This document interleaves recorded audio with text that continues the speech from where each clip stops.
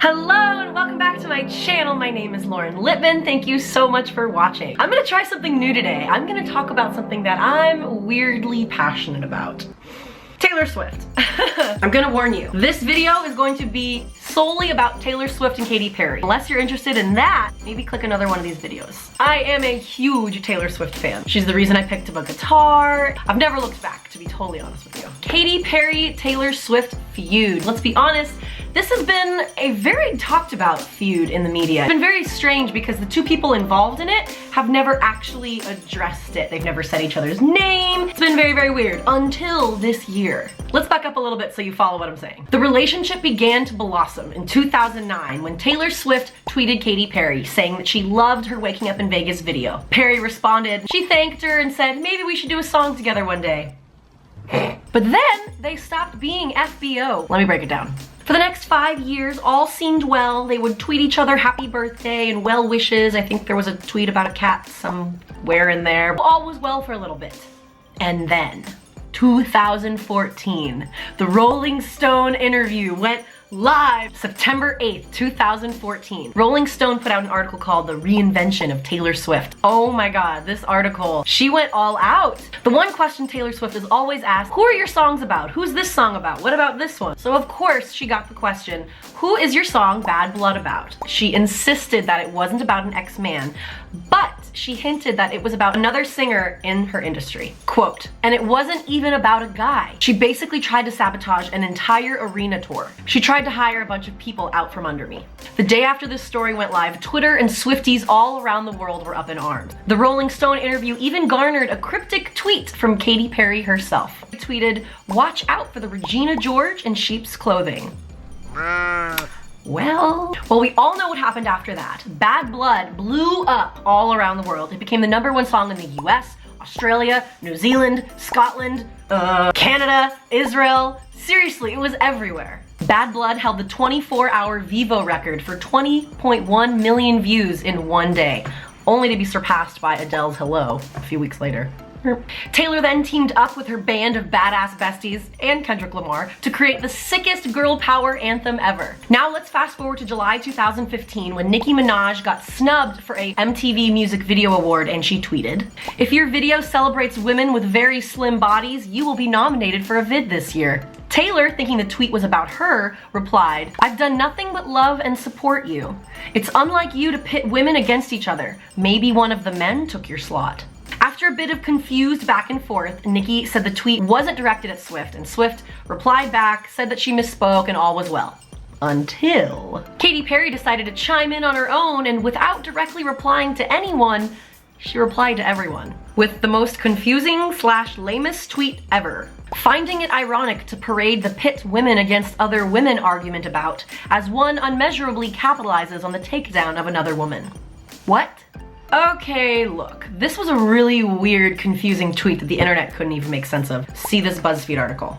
In fact, this made Katy Perry look pretty weak in the scheme of things. It's like she was watching all of this go down, waited a day, and then she went, okay, now's my chance. Let me throw some words together.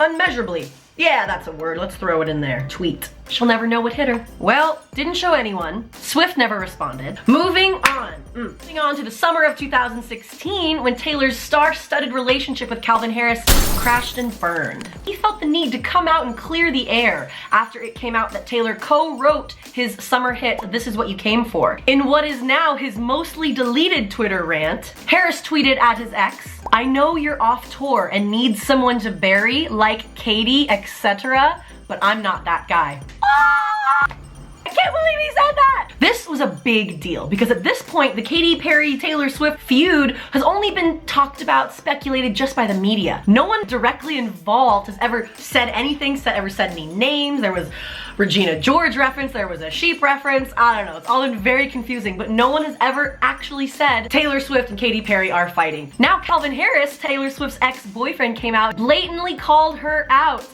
I'm gonna have to regroup after this one. For Calvin Harris to call out his ex-girlfriend's mortal enemy like that, whew, she must have done something wrong, or something right. What's up, Hiddle Swift? Hell hath no fury like a lover scorned, Swift. Something thing that actually made me laugh was Katy Perry's non-response response to all of this. She sent out a simple tweet with a Hillary Clinton gif. No words. Just no words. Way to go, KP. That was a very funny passive tweet. I applaud you. Okay, so that was summer of 2016, and things have been pretty quiet since then because Calvin Harris buried Taylor, kind of made a mockery of her entire PR team. Taylor Swift stayed away from social media ever since then. But after the Calvin Harris thing, Taylor Swift got buried again for lying about hearing Kanye West's song Famous. First, before it went live, when she actually did, even though she said that she didn't hear it, even though Kim somehow had the tapes. There's a line in it about her where he calls her a bitch or something. And then Swift basically went into hiding. Hopefully writing new music. Peace, peace, peace. Fast forward to 2017. It's been a whirlwind of a year to say the least, but we haven't heard anything from Taylor Swift. She got discovered on a balcony in Nashville with a new boyfriend, but we haven't heard anything with the Perry-Swift feud since then. However, Katy Perry just dropped her new single, Swish Swish. Sound familiar? Which has the internet thinking that this is her new diss track aimed at Swift herself. You like that? I thought it was pretty good. I personally think the song's okay. Like, the beat is fun, but the lyrics don't really scream diss track to me. I think she says karma once, and I think she says the word sheep once, which is like, okay, maybe you're talking about her. But then, it happened. The unthinkable happened! Katy Perry talked publicly and on camera about her feud with Taylor Swift. Ah! For the first time! For the first time! For the first time! For the first time! This is seriously a big deal because this is 4 years in the making, people. Katy Perry goes on James Corden Carpool Karaoke, and being the cheeky little British host he is, he flat out asked her. He says, I want to talk to you about some famous beef, because there's Taylor beef. Katy replies back, there is a situation. Honestly, it's like she started it and it's time for her to finish it. I tried to talk to her about it and she wouldn't speak to me.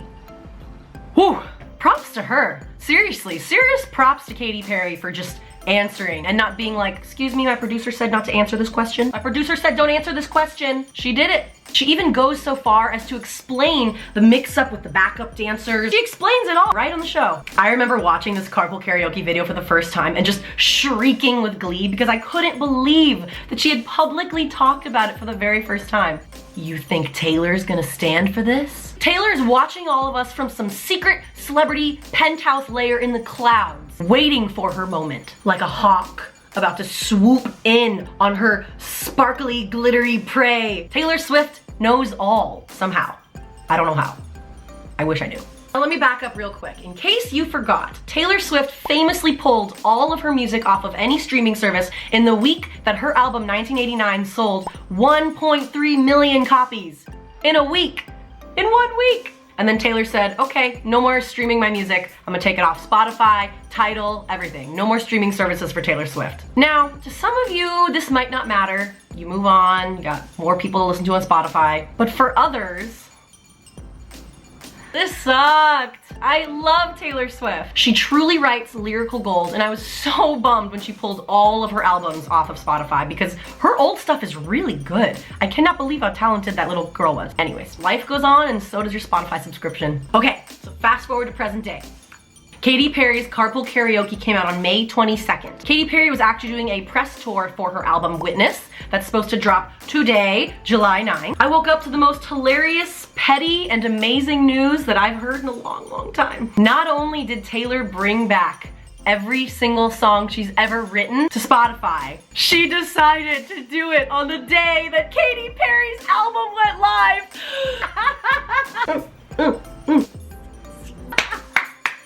Now Taylor Swift's team claims that the move back to Spotify was in celebration of 1989 hitting 10 million views worldwide. I'm sure that's the case. Okay, we know the real reason you did it. Come on. Really? Ugh, you just can't make this stuff up. We were waiting for a Taylor Swift clap back, and we got it. She did it in the best way she knows how. Numbers. My prediction is that she is going to swoop up those numbers this weekend, blocking out Katy Perry's Witness album drop. Sorry, KP. Let's face it. Katy Perry's fun, you know, she's fun to dance to, but Taylor Swift is better.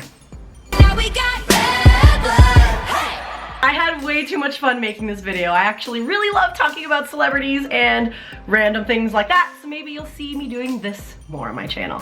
I just saw this news come out. It's news to me. I'm a big pop culture buff, okay? I really love Taylor Swift, and I do like Katy Perry as well, and I noticed that there really weren't any good videos that kind of wrap up this whole hilarious beef, so I thought I'd do something about it myself. If this is your first time on my channel, hi, I'm Lauren.